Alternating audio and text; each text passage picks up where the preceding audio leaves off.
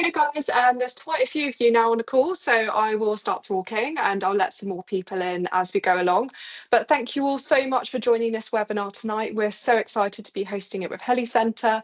Helicentre are one of Elevate Her's partners, and we're really excited to be offering this and really introducing a little bit more about helicopter careers, the opportunities and the different pathways involved. So thank you so much to Lauren and Jacob for hosting tonight. We're really excited to have you here. I mean, obviously for me, this is a bit of a personal connection as well. Some of you who know me may know that I fly helicopters, and I absolutely love the helicopter side of the industry. I think it's super interesting, so fascinating, and there's so much opportunity at the moment in this area. So really excited to be able to share this with you all and share lots and lots about the different routes into helicopter flying. So just a little bit of housekeeping. Please feel free to have your cameras on. If you wouldn't mind just muting yourselves, that would be fantastic. What we'll do is we'll run through the presentation, and when it comes to a close, we will go through any questions. So please feel free to pop some questions into the question box as we go along the presentation, or you'll be prompted to at the end if you've got any more questions as well. So yeah, we're just going to have a really lovely, fun webinar and learn lots. So without further ado, I will hand over to Jacob and Lauren. Thank you very much. Yeah, welcome everybody. Thanks for coming. I'm Jacob. I'm a commercial pilot and an instructor at Helicentre. I started maybe 6 or 7 years ago. Did all my training with Helicentre, and like I said, about a year and a half ago, I became an instructor. And again, I've been building hours doing that since. We've also got Lauren. I'll let you introduce yourself, Lauren, if you're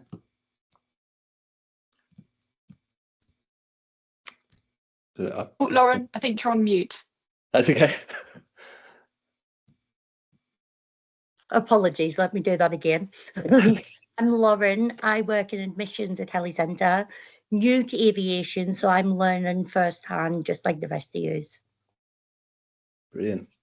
Right, so yeah, you've done all the housekeeping. That's perfect. I can get straight on with it, really. So sort of today, what we're going to talk about really is I'm going to keep it nice and broad.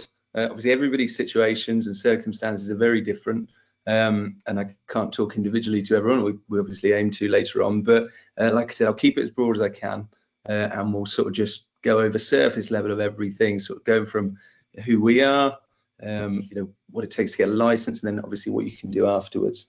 So we'll get kicked off.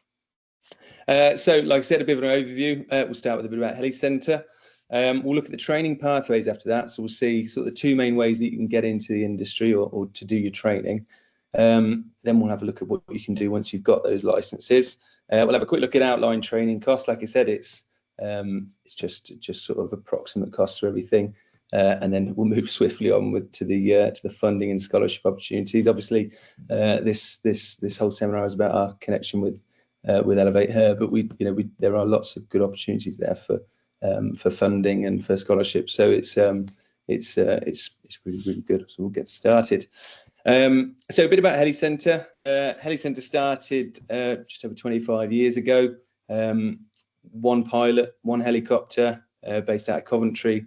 And obviously here we are 25 years later with 17 company-owned aircraft and hundreds of pilots that have been put through to industry. Now, so Helicentre started really because 25 years ago there wasn't really a place where you could go as somebody who wanted to become a helicopter pilot and you could do all your training.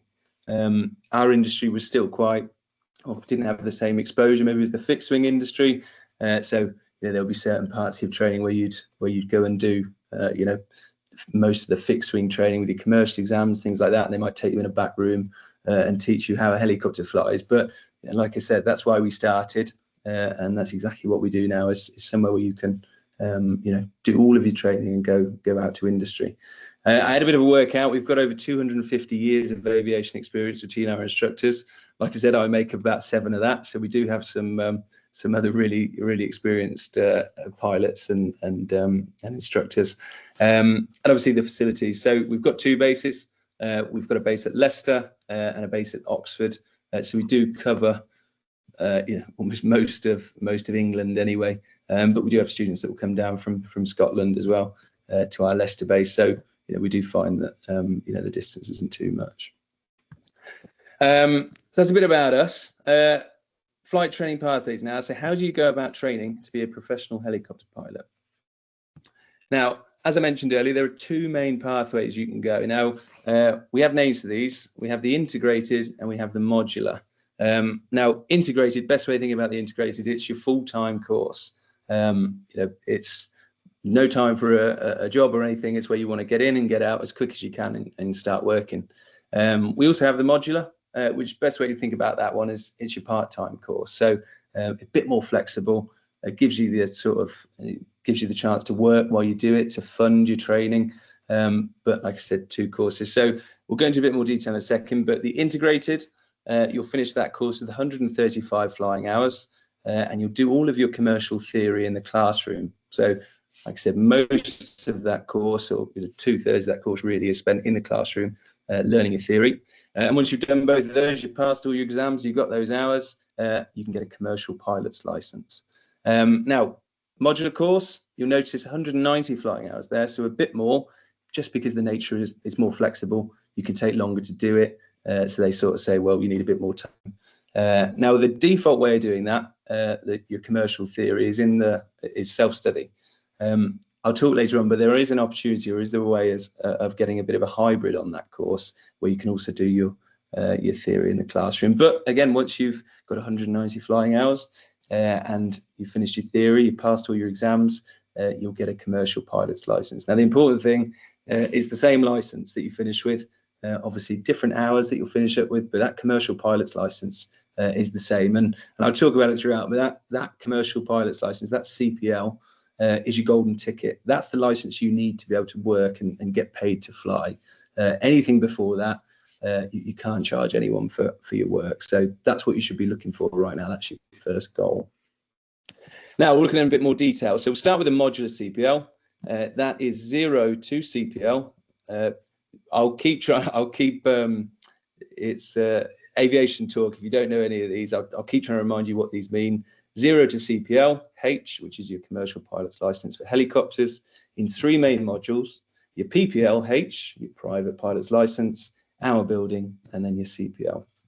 So I'll have a look at that. So your first step on the modular course is your PPL course. So big picture about what your PPL course is. Your PPL, the license, means that you can go rent an aircraft and you can fly it where you like. You can take whoever you like with you. But like I said, the most important thing is you can't get paid. So you can't charge your friends and family, not that you would, but even if you wanted to, you couldn't charge them for that flying. Minimum flying hours for that are 45. I'd say the average is probably around 50 to 60. Just depends on how often you fly. Like I say, it's flexible. So you could fly once a month. It would take you more hours because of skill fade and things like that. Minimum time scale, 2 to 3 months on that. Again, average is somewhere from 6 months to a year. Just depends how consistently you can fly. Once you've got your PPL, you can start moving on to the next stage. Now, the next stage is sort of made up of 2 things. You've got your hour building and you've got your commercial ground school that we spoke about earlier. So if we start with the hour building, it's the fun bit. Big picture about your hour building is this is where they say, right, go out with your license, go flying, see the country, whatever it is, get your experience. And that's where you sort of build your experience. That's where you learn. That's what they want you to go and do is go and learn about it as you're doing it. So you've got to get to 155 hours for that hour building.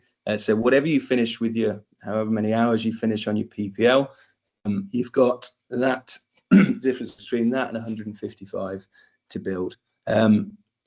This is some of the best flying you'll ever do because really it's the last time where you can go flying and you can fly where you want to. As soon as you get a job, you have to fly where they tell you to, or you have to teach somebody and you don't get to choose. It sounds a bit more morbid. It is really good fun, but you will just really, really love this bit. You and a couple of mates that are in the same position, we go and do trips. So we're planning a trip sort of next week. We've got a bit of a trip going around the south coast. We've had trips across the Channel to France, down to the Pyrenees, Mallorca, places like that. So really, really good fun. Now, at the same time, you do actually have to do some work.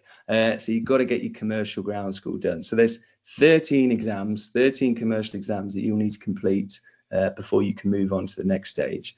Now, like I said, the default way of doing that on the modular course is distance learning. So we'll give you the software, the books, give you some question banks and some consolidation weeks, but most of it will be done by yourself, which is perfect if you say, right, well, I've got a full-time job, I can't do a full-time course. This is perfect for you because you can do it around your, make your own timetable. So I'd say average for that scale, or average time scale for that section, is sort of, like I said, around a year, 2 years maybe. Minimum time scale 11 months, but you'd really need to be flat out on that. You would struggle because these exams are hard. This is probably the hardest part of it. Everybody loves the flying, but not many people love the theory. So this is the bit where you really do need to prove yourself.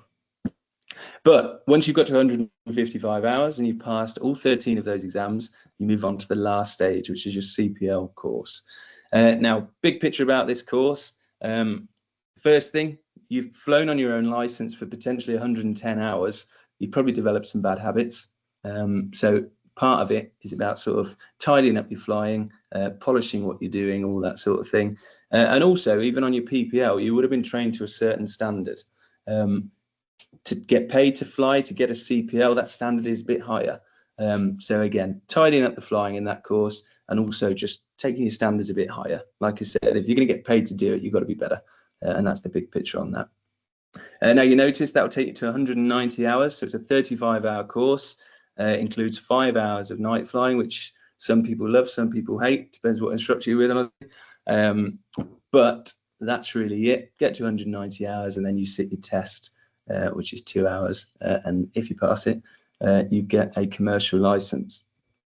So again, sort of minimum time scale for start to finish is 12 months.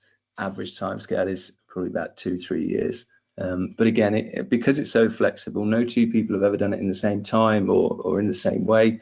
It is exactly how you want to do it. It's really, really flexible.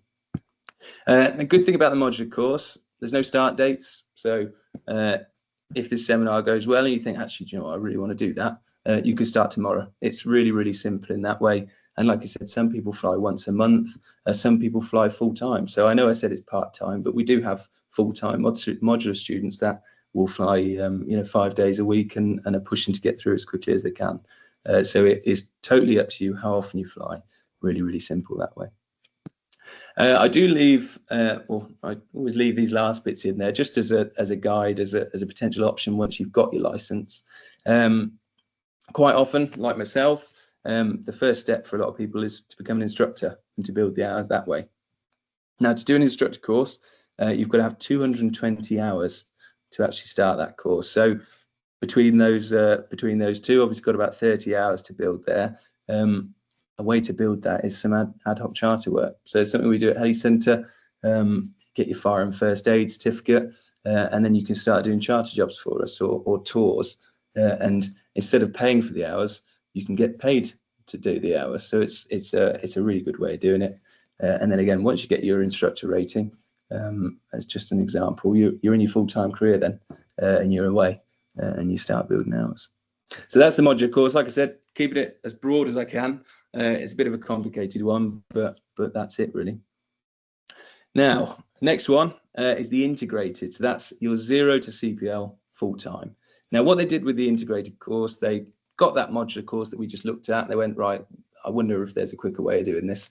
As they squashed it all into one, took some of the bits of theory out that you didn't really need at the start, and we said, right, we can do this in less hours, and we can do it really quickly. So sort of main things to know about the integrated course, it's about 12 to 15 months. We say there is a start date and there's a rough finish date, depending on how you get on.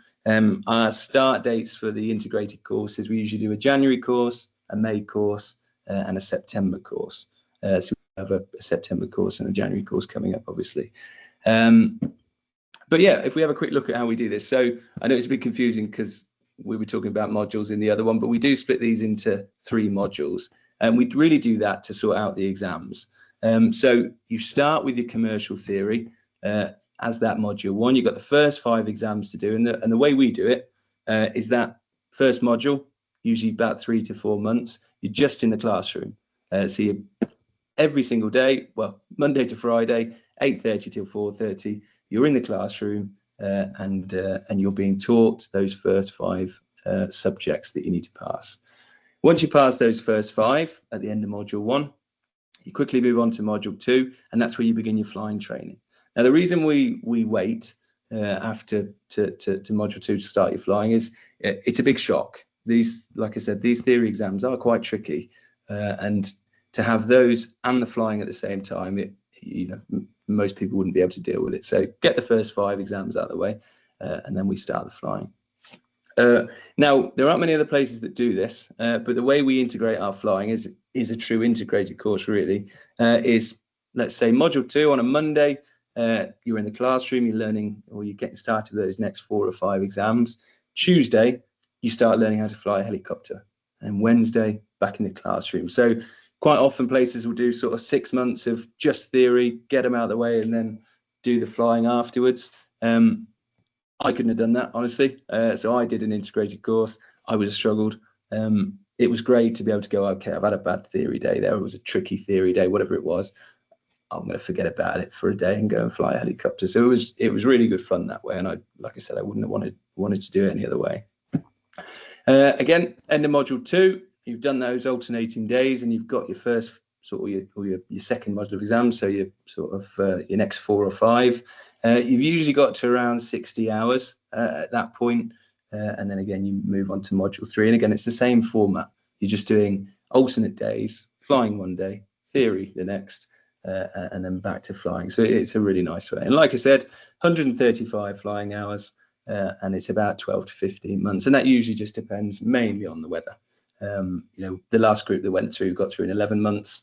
It really just depends what sort of weather we get throughout the year. So, like I said, that's probably as simple as I can keep it for these 2 courses. Sort of main things to remember. I always say this: when you're deciding which course might be right for you, I usually say there's sort of 3 main things to think about. First one is the obvious one, which I'm sure you're all thinking, is funding. So what sort of funding have you got? Now, the great thing about the modular course is that it's flexible in the time you do it, and it's flexible how you pay. So you can pay as you fly. You could come in on the Monday, whatever it is, and say, right, I'm going to fly an hour. Here's enough money for an hour, and you go and fly it. Whereas with the integrated course, it's not upfront payments like that, but we do it in installments. So you don't need to have it all at the start, but you really do want to have a plan to have it by the end of sort of 12 to 15 months through those installments. So it's, like I said, the modular course is a bit more flexible in that way. Second thing I usually say about is time. So it's a really simple one. Like I said earlier, if you've got a full-time job, you're not going to be able to do a full-time course as well. You can only be full-time doing one thing. So again, if you're thinking, like most people do, I'm going to need to keep working to pay for this, then that's fine. We've got a modular course, you can do that. But if you go, right, I've had a bit of an inheritance, whatever it is, there's always funny reasons how people end up with money, but you go, right, I've got enough money to do this course. I want to do it full time, get it out of the way. Then an integrated course is perfect for you, because you go, right, I'll do it as quick as I can, and it's cheaper. So, like I said, those are the sort of 2 main things. The third one I usually say is a bit of a softer one, but what sort of experience do you want? So, sort of something to remember about the integrated course is you only get a license at the end of the course. In the modular course, you get your PPL pretty much at the start, and then, like I said, you start flying on your license, getting that experience. But you don't really get that on the integrated course. You can't really take your friends and family up on that course, because you don't have a license. So again, if you're thinking, right, if I want to get through this as quick as I can and get a license, then integrated course is great. If you go, right, actually, sort of, I want to enjoy this and take my friends and family up with me and have it nice and relaxed, then a modular course is the right thing. But like I said, 3 main things I usually think about or tell you to think about, but I'll leave that there. Perfect. Right. So job opportunities now. So we've seen how to get a license. So let's see what we can do with it. Now, obviously, this is there are loads and loads more industry sectors and jobs, especially with helicopters. It's so random. They are finding new jobs for helicopters every day, which is what I find so exciting about it. So they're not all on here. I've kept it to the big ones at the moment. But like I said, do a bit of research, and YouTube is the best thing for that. So these are just some of the companies where our graduates work. So Bristow's on there. There's a company that we've got a partnership with. Bristow, probably the biggest operator of helicopters in the world. Most of what they do in the UK is the oil and gas offshore flying. So we'll talk about it in a second, but they'll take crews to and from oil rigs, and that's a big a big part of our industry. But it's not just Bristow, obviously Children's Air Ambulance, any of the air ambulance operators. We've had lots and lots of pilots go there. Helicentre. So I like to talk a bit about, obviously, about my own story. There's a great culture in that way that, I think there's all but one of our instructors did all of their training at Helicentre. So it's a constant thing. Obviously, it's a bit of an ecosystem that, we talk about this pilot shortage, and we feel it too. Instructors go and get the jobs that people retire from, and it's a constant flow of pilots, and it's a great sort of environment to be in, because you go, okay, I could get myself a job here before I've even finished training. Obviously, that's what I did. And like I said, lots of other companies on there too. Best way to split this when we look at the job opportunities into the industry sectors. So easiest way is offshore and onshore. Offshore are the jobs that are predominantly over water. Onshore are those that are predominantly over land. So we'll start with offshore, which is the big one, and offshore energy is what we just spoke about. So that's your primary means of transporting workers to and from offshore installations. So really the most complex aircraft usually that people are flying, like I said, it's lots of money in oil and gas, as I'm sure you know. So good salary options here. So going offshore, you're probably starting on sort of 65,000 a year. After sort of 6 to 12 months, senior first officer, you'll start making sort of 80, 85, and then maybe after 5 or 6 years, when you get promoted to captain, you'll be on you're comfortably on 6 figures. So good money up there, and that's all by working working equal time. So working half the year, usually sort of 2 weeks on, 2 weeks off, or something similar. And like I said, it's a big place, especially sort of the last 5 or 10 years. There's been a massive boom, and there's been a massive drop off of pilots. So this has been sort of the biggest place, or where lots and lots of our pilots have gone, or graduates have gone recently. Obviously, if you're worried about the sort of the future of oil and gas, and wind farms are still places that you can get jobs, which puts you at ease a bit. So that's your wind farm construction and servicing, so your offshore wind. Quite similar with sort of your work schedule and pay. Really, it's quite a similar job in terms of where they're based out of. So another really good option. Search and rescue. So search and rescue, the way search and rescue works, it's a contract that companies will go for. So currently Bristow have got the search and rescue contracts in the UK and Ireland. So if you're thinking, right, I want to get to search and rescue, like most people are, most helicopter pilots you speak to would love to do this job one day. Then maybe going into the oil and gas side first is a good way of doing it, because that's really how they pick the pilots. Now moving on to the onshore side, there's no better place to start really than tourism and pleasure flying. So scenic tours and ad hoc pleasure flying events. So what's great about this stuff is that they don't need, maybe like some of the other jobs like going offshore, where you need some more extra qualifications like an instrument rating and a bit more experience. Tourism and pleasure flying is perfect, because nobody gets in a tourism helicopter and says, I want to fly in cloud. It's a great place to go with just a CPL. And it can take you all over the world as well. We've got guys that are in Zimbabwe, Botswana, the Seychelles. There's jobs everywhere in really lovely places, usually, obviously, that are doing this flying. And again, it's a sort of job that doesn't require that much experience. It's a great start, and is really good. And again, aircraft aren't usually that complex either that you need a load of extra training. And obviously something we do at Helicentre as well. Charter, another thing we do at Helicentre. So that's your sporting events, special occasions, and A to B public transport. So what charter is really is, and again, we get it at Helicentre quite a lot. Somebody will call up and say, right, I'd like you to take me from A to B. I'd like to go to a wedding or whatever it is, prom. We get quite a lot. Can you do it for us? And as a newly qualified pilot, those are the sort of jobs that you can be doing, sort of straight out. And it's again really simple like that, and again similar.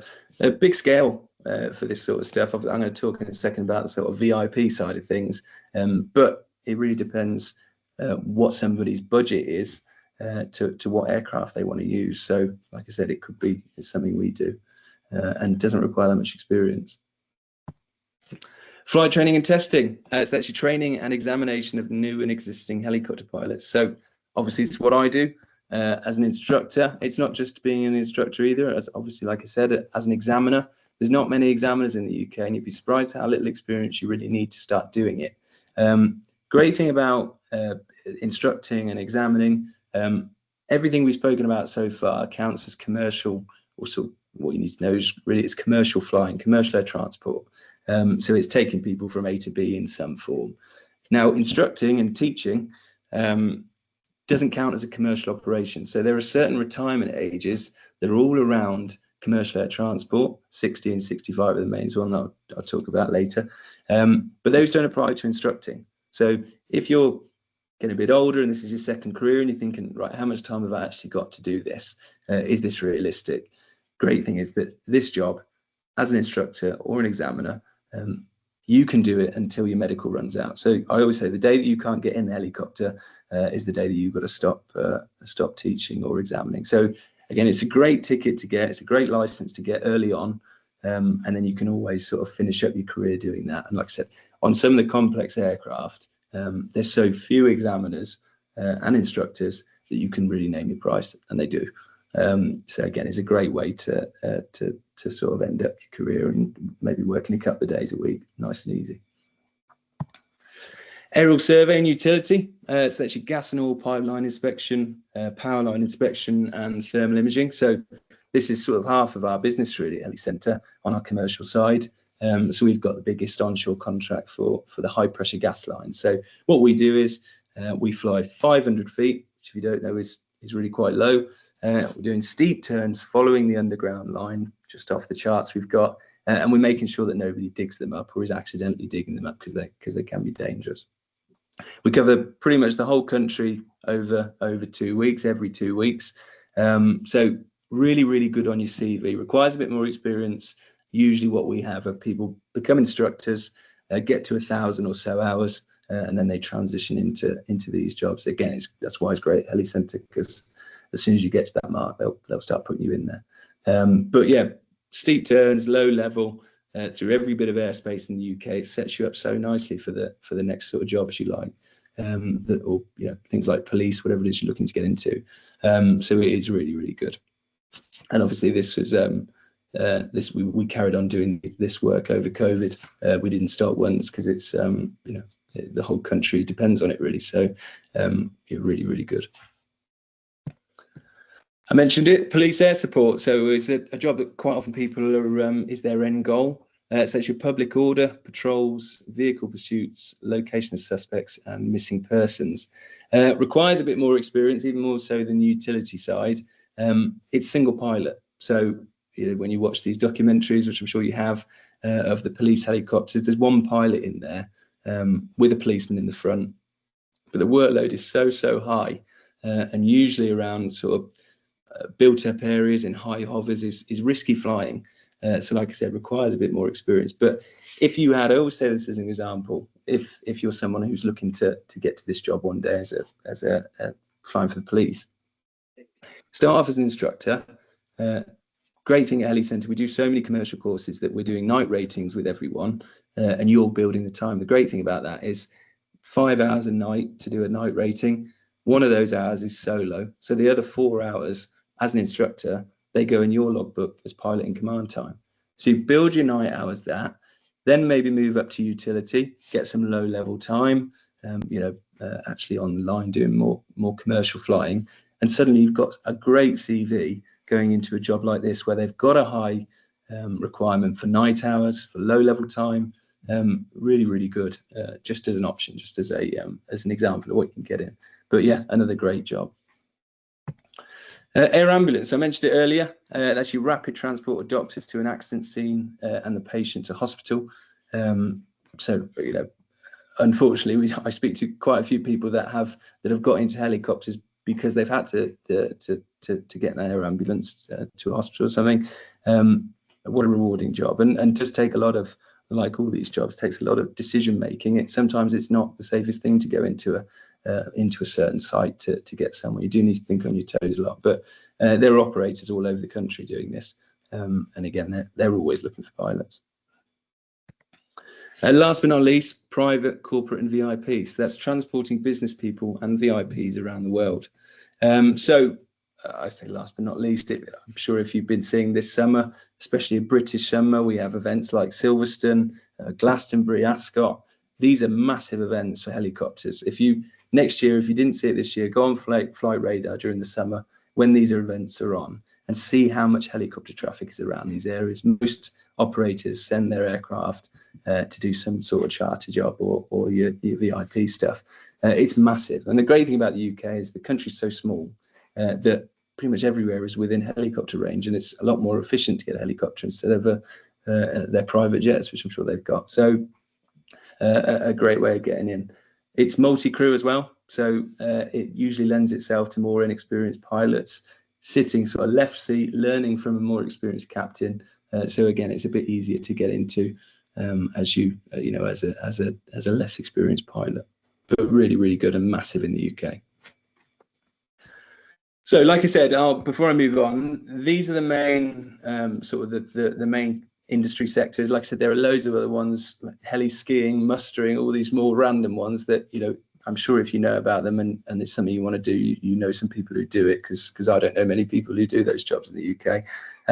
But again, it's sort of what I loved about it and what really drew me to helicopters, maybe over fixed wing and the airlines, was that I'm somebody who likes to keep you fresh. Let's say I like to shake it up.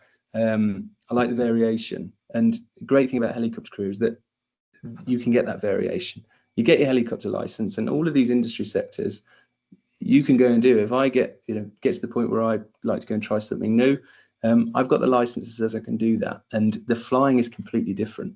Going from instructing to utility, it is totally different, but it's still the same license that I got. I can just move around and use it and fly a helicopter in a completely different way, which is what I really loved about it. Perfect. Right, outline costs and funding. So how much does it cost to train and how do you fund it? So like I said, these are approximate course costs. There are bursaries and scholarships, obviously we'll talk about, but what we quote to you for the integrated course is 77,000 plus VAT. Now, these prices exclude VAT. There's things that students will do with claiming back their VAT. Something students have always done. So we can definitely we'll talk about individually, see what your circumstances are. So 77,000 plus VAT for the integrated course. Now with the modular course, as you saw, it's built up of those sort of different modules, and you could do your PPL in 45 hours, or you could do it in 100 hours. We don't quote for that full course. We usually say we worked it out. It's roughly 87,000 plus VAT. But that includes your PPL. Now, what we quote the PPL at is just under 22,000 plus VAT. Now, like I said earlier, none of these are full cost, full course payments. Even with a PPL package at just under 22,000, we still do that in instalments. But again, if you're worried or you're thinking, oh, I'm not sure, pay as you fly is what you can do, and that's what most people do, is say, right, I'll pay for an hour, I'll pay for 10 hours and get a discounted rate, or 20 hours, more of a discount. It's really, really flexible in the modular course. And like I said, integrated, you do in instalments. Now, bursaries, we have a bursary sort of fund. You usually sort of give up to £5,000 off the integrated course and a bit less on the modular course, mainly for the modular course because we have the CPL scholarship, which I'll talk about. Obviously, we're here with Elevate Her. Great opportunities there with the bursaries, and always later on, that we've given out instructor sponsorships, instructor scholarships. We are aware of this pilot shortage, and it's within our interest to help people get into this, which brings me on perfectly really to the CPL scholarship. So the 2025 modular CPL scholarship, that's the one that has the deadline on the 30th of September this year. If you haven't started yet, then you're probably more interested in next year's one. So what you need to know about this: what do you get? you get awarded all of your hour building and your CPL course in the Cavalry G2. So those last 2 sections of that modular course, you will get awarded if you win it. The deadline is the 31st of July 2026. And what you've got to do before that deadline is complete an application form, and you've got to complete your PPL with us. So by the 31st of July next year, you've got to complete your PPL. So we're mid-August now. Yeah, you've got just under 12 months to get it done, which is definitely doable, especially because the end of that course is the end of your PPL would be in the summer. It's doable. It's really, really doable. Even with some less consistent flying. Like I said, main reason we do this, and this is our 13th or 14th year doing it. We've awarded over £1.2 million in these scholarships. Main reason we do it is, like I said, there's a pilot shortage. This is a great way to get people into aviation, the best people into aviation. Unfortunately, as we all know, there's a cost to doing this training. Now, giving people the opportunity to get in is really important, and that's why we do it. The reason we say about your PPL is we want to get to know you. Obviously, this scholarship is worth about £60,000. So it's a lot of money to give to someone over a week-long selection. So your PPL, and I usually do separate seminars on sort of tips on the scholarship. But biggest tip is your PPL course is your interview. So the way you hold yourself doing that course, not necessarily what was your average score in your theory exams. It's more so how prepared were you for your flying. How did you take criticism from your instructors? These are all really important things that I'd take with you if you're interested in the scholarship, and is my main tip really, but I'll leave that there. So like I said, it's open for applications. It's on our website. If you want to do your first application, we'll get in contact with you and see if we can get you started. Once you finish your PPL, you get a paper application. So we like to see it handwritten, and unfortunately look at handwriting and grammar, spelling, things like that. It's important. Attention to detail is important in aviation. So that is the first thing we look for. But like I said, that first application you can find on the website. So if you haven't already, go on after this and tell us a bit about yourself. Brilliant. I'll leave this on here. We've already spoken about flight instructor, but advanced training. So after your commercial license, if you want to do certain jobs, you'll need a bit of extra training. So the 2 main things that people do are flight instructor ratings and instrument ratings.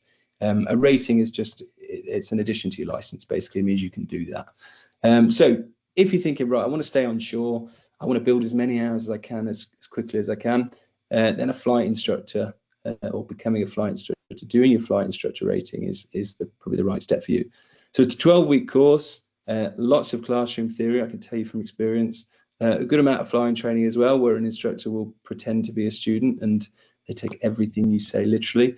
And you'll also get teaching experience. So learning how to, everybody's different. That's what I love about it. Is that teaching qualification, and from there, if you do an instructor course at Helicentre, you're guaranteed a job, full-time employment. Now, if you're thinking, right, I want to go offshore, I want to get in that multi-career environment, maybe for the VIP charter stuff, then an instrument rating is the course for you. Now, if you don't know what an instrument rating is, all of the training you'll be doing before, and all the flying you'll be doing before you get an instrument rating will be what we call visual. So you need to see the ground, you need to stay clear of cloud, especially in helicopters. They're very unstable. Humans, we're not very good at sensing our own movement if we can't see. So it can be dangerous. So we do this extra training and learn to fly the aircraft just using the instruments, which is a bit scary at the start because you don't really trust them. Now, again, similar length of that course, 9 to 12 weeks. You do lots of time in the simulator. You'll usually your first multi-engine type, so it's the first aircraft you fly with more than one engine, and then you'll finish up with flying using the instruments and learning how to do that. And again, full-time employment afterwards. The employment rate off our instrument rating is 98%, so it's buoyant. There's lots of jobs with that. So again, your main goal initially will be getting your commercial license, but it's important to have a think about what you want to do afterwards. Brilliant. So we'll finish off with a bit about why Helicentre. So strong relationships with industry employers is really important. So we've been doing exactly this for 25 years. We've been training pilots for 25 years. And like I said, that's why we started. We've had some really, really good relationships with industry. Obviously, Bristow is a big one as the biggest operator of helicopters in the world. They're a great company to have a partnership with.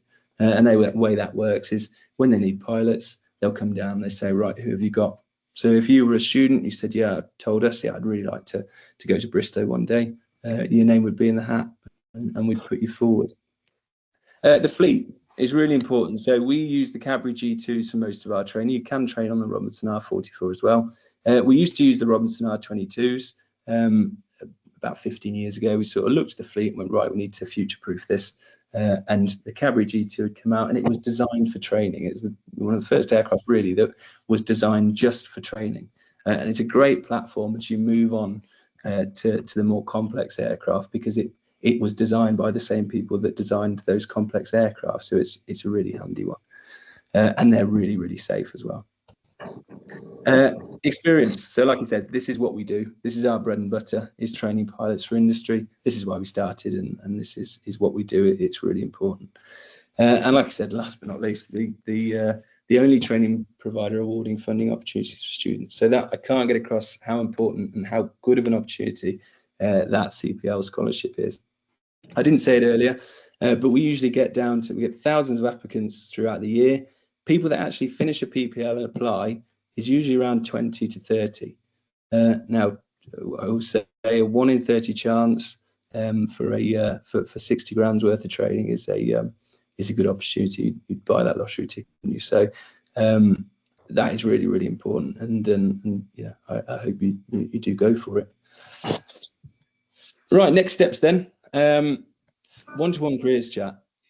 Like I said, obviously we kept it nice and broad on here. We'll have to get some questions at the end. Hopefully I can help with, but I've kept it broad. I'm sure every one of you has different circumstances and looking at different courses and a different structure. Come in and have a chat with us. Come and see what you feel. Come and see what you think of the place and see what sort of feeling you get. It's a really great way of getting started and no pressure at all. Open days. So we always have open days at Oxford or Leicester. Keep an eye out on our social media and our website for the next open days. But they're great. A bit less, maybe a bit less intense than one-to-one. You can come speak to some of the people that are in the same position as you as well and get a feeling for it all. If you haven't even been in a helicopter yet, you think, oh, I don't even know if I like it before I do any of this stuff. Start with a trial lesson. They're really, really good fun. As an instructor, I love doing them because you get to go and show how interesting helicopters can be. You could do half an hour, you can do an hour. It's really easy, and we always try and get you on the controls as much as we can. It won't be a tour. It will be you flying it as much as you can and see what you think of it. If you're sort of thinking more towards getting started, a pilot selection day is a great way. So it's not as scary as it sounds. It's just an initial assessment, lots of feedback. Most of it is really to see sort of, where you can improve, whatever it is. But it's a great day. If you do a two-hour PSD, we'll go out and have lunch and meet everyone. It's just your day. It's really, really good fun. Again, as an instructor, I love doing them because we go and have a nice lunch as well. So that's good fun. But once you've done that, you're ready to start your new career. So like I said, training full-time or part-time, it doesn't matter what your circumstances are, there's a course for you. And like I said, I did a hybrid of about 3 courses because that was the way I needed to do it. And it was perfect in that way. And it can be so flexible. And then, like I said, more accessible than you think. Put on here, everybody loves discounts. So because you came today, you get 25% off. And obviously using the code ElevateHer25 on the selection day. So I'll let you take note of that code quick because it's you should use it really. And like I said, you can find that on the website. Perfect. Right, I think if you missed it, I'll put it in the chat. Brilliant. Right, we'll have a bit of a summary then. So we learned a bit more about Helicentre and what we do. We looked at the main training pathways, how you get a license, those 2 main routes we spoke about. We looked at the main job opportunities, those main industry sectors. We looked at the outline training costs and then the funding and scholarship opportunities, which again, really great opportunities there go out and make the most of them, because people do. Previous scholarship winners are flying search and rescue, air ambulance, oil and gas, overseas in some pretty random places. They're everywhere, and some of them have come back as instructors as well. So it's such a great opportunity there. But anyway, we'll finish with a Q&A. But thank you very much for listening. Wow, thank you so much. Honestly, that was brilliant. Yeah, I mean, I'm convinced. Sign me up for a commercial license. No, honestly, that was. Yeah, no, absolutely. That was honestly such a brilliant presentation. Thank you so much for sharing all of that information. So thorough, so much knowledge. Yeah, I certainly learned a lot, and I'm sure everyone else did as well. So thank you so much for that. So now we'll move to a few questions. I see we've already got a couple in the chat box. So Jacob, I don't know if you want to have a quick look at the questions. So I think just for ease, because we've got quite a few of you on the call, if you have got a question, if you could type it into the chat box instead of putting your hand up, that would be really helpful, and then we'll just go straight through the chat box. So if you've got a question, put it in the chat box and we'll go through that way. Jacob, are you happy to just ask them as you read them in the Okay, perfect. Okay, so I think Lauren might have Lauren's replied to Chris there. So Emily, you've started your PPL in Manchester. You cannot relocate in a full-time job. Are there any funding scholarships I can apply if I want to commit and relocate for the integrated? See, there are bursary opportunities. Like I said, with the integrated, we usually say it's based on your on the selection process. It's not anything scary, but it's really a bit of a justification for a bursary.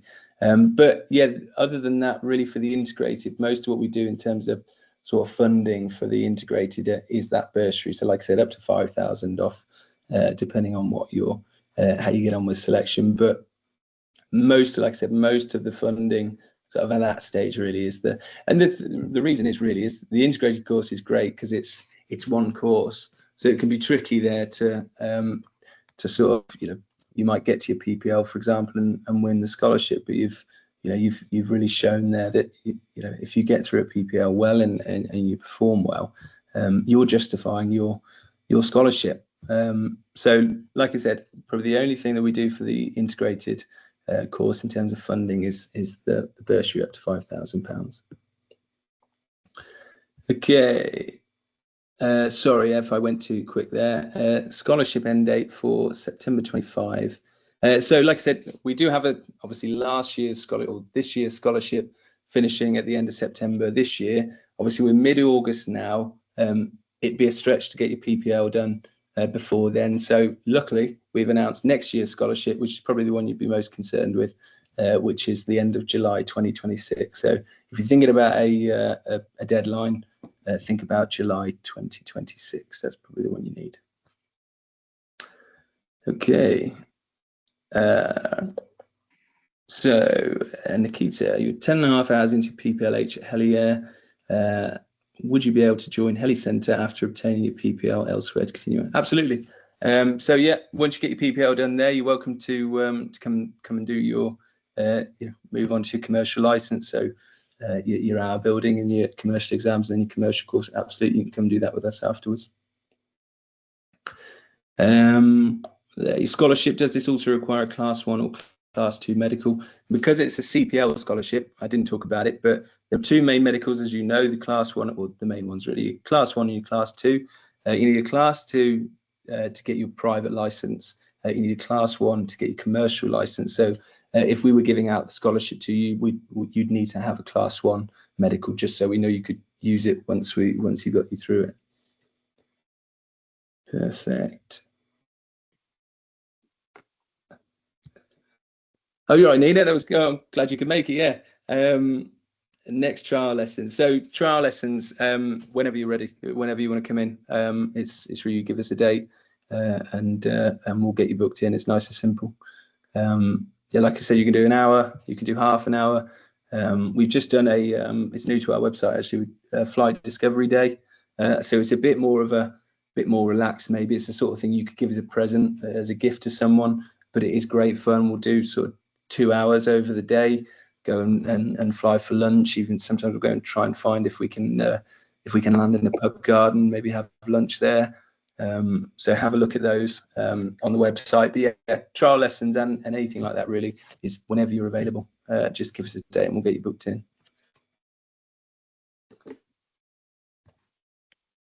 Let's see what we got. Thank you, Nikita. Thanks. Glad you enjoyed it. Right, Shania, if you wanted to experience a flight and see the facilities at Helicentre without committing to training yet, would you recommend sign up for the pilot selection day or just a trial lesson? So with the pilot selection day, the way it works really, there are sort of, to get on an integrated course, we need to, or to have an integrated course, you need to have a selection process. It's in the regulation. So we do a pilot selection day where you come in and you'll do a mental maths test, you'll do an aptitude test, some interview questions, things like that. And then you'll fly an hour or 2 hours and we'll just assess. And like I said, mainly about the feedback, but we'll see how you get on. Neither of those, none of those experiences or flights, whatever they are a commitment to training. Like I said, you could give them as gifts. You could do whatever. It doesn't mean when you come in to do them that you've committed. If you're on the fence, you're not sure, a trial lesson is nice and easy. Half an hour goes quick as well, I will say. So if you're thinking about it, do an hour. You can do half an hour, but to really get some time on the controls and make some progress, an hour is really good. But like I said, none of them do require commitment or are a commitment to training. So really just see which one you fancy. For your medicals, for the scholarship, yeah, you will pay for your own medicals. They're like I said, your initial medical is the more expensive one. As you start to do your recurring, as you do your revalidations, things like that, they are cheaper. But yeah, medicals you do yourself. Ali, thank you. Just want to confirm we need to have the PPL before we get the scholarship. Yeah. So like I said, you'll do your PPL, get that finished, then you'll apply for the scholarship with your paper form, go through selection, and if you get it, we'll pay for the rest of your training really to your commercial license. Cost, Lauren, I'll let you reply to the cost of trial lesson there. There we go. I'll pop over the costing. Oh, thanks, Lauren. Perfect. And that would be at half price. Sorry, I'm just seeing. If you mean the half price of your medical, it probably, I think it is less than half price if you mean for your revalidations on your medicals. But yeah, like I said, even if you won the scholarship, you would still pay for your medicals. It's pretty standard really to cover your own medicals. Sorry, trial lesson. Sneezed. Yeah, I think we do. Yeah, I think usually at open days. So we have a bless you in the chat there. Yeah, so when we usually do half price your trial lessons, we usually give those out at an open day. So at open days, the way I opened, because I didn't really go into much detail on these, it might be worth it. When we do open days, we usually will sort of do a big tour. We'll give you a bit of a seminar similar to this really, but it's usually a bit more informal and we can talk to you individually. And then we'll finish with one-to-ones. And usually in the middle of the day, there's the opportunity for people to go and do these trial lessons. And you don't have to pay before the open day, you can pay on the day, but we do usually do them half price at those days. So they're really good. The next open day, keep an eye out on our sort of social media and our website, because we're just deciding on the next one, just deciding which base to do it at really, see which is more popular. The discount doesn't expire for you because you've attended. So yeah, whenever you're ready, whack it in there. If there's any issues with it on the website, so I don't know too much about how it works. I'm assuming there's certain coding that does expire. So if you just say, oh, when you book in, I just want to check that you've still got the 25% discount, because you do have it. Hello, Nikita. Would you be able to apply for a chance at the scholarship if I've obtained my PPL with Heliair? Or do you have to complete your PPL with us? So you do need to complete your PPL with us to apply for the scholarship. Now, what I usually say for this is, think about, again, the big picture of how we do it and why we say to do the PPL first. It's to get to know you. So the CPL scholarship is sort of on paper the great opportunity. But we do give funding. We do help people out quite often. Like I said, with instructor sponsorships, scholarships, even half scholarships on certain things. So what I would say is, if you want to get your PPL done with Heli, that's fine. It will depend. I think it might be you that said you were, I think it was 10.5 hours in. So if you, I don't want to nick you from Heli, but if you said, right, I really want to go for this scholarship, 10 hours in, if you finished your PPL with us, you'd probably be eligible for the scholarship that way. So I'll just say that. If you were, 50 hours in and you were about to finish, then probably not. But like I said, even if it was at that point, you could still maybe come to do some hour building with us and let us get to know you a bit more, and then there's a bit more chance of that. Perfect. Right, have they slowed down? We got any more? Okay, any more any more questions?